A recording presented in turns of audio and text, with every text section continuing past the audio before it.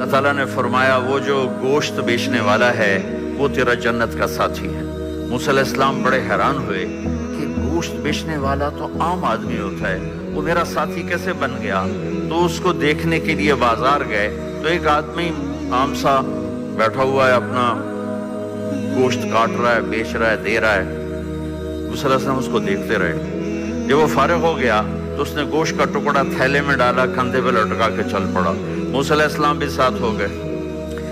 گھر پہنچے تو اس نے اس کو بوٹیاں بنا کے ہانڈی پہ چڑھایا، آٹا گوندھا، اسے نرم ہونے کے لیے رکھ دیا، اور پھر سالن تیار کیا، پھر روٹی تیار کی، پھر اس کو ٹرے میں رکھا۔ پھر ایک عورت یوں کر کے لیٹی پڑی تھی ایسے بالکل، تو اس کو جا کے ہلایا، ماں جی اٹھو کھانا کھاؤ۔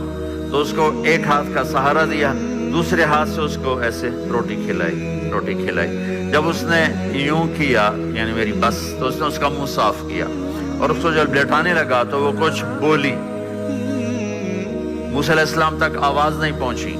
جب وہ فارغ ہو گیا تو موسیٰ علیہ السلام نے پوچھا یہ کون ہے؟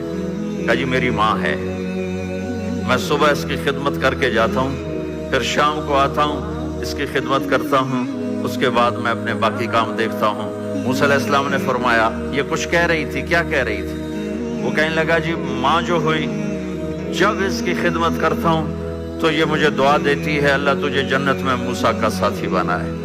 میں تو ایک عام آدمی اور وہ اللہ کا نبی، ماں کی دعا ایک عام انسان کو اللہ کے نبی تک پہنچا دیتی ہے۔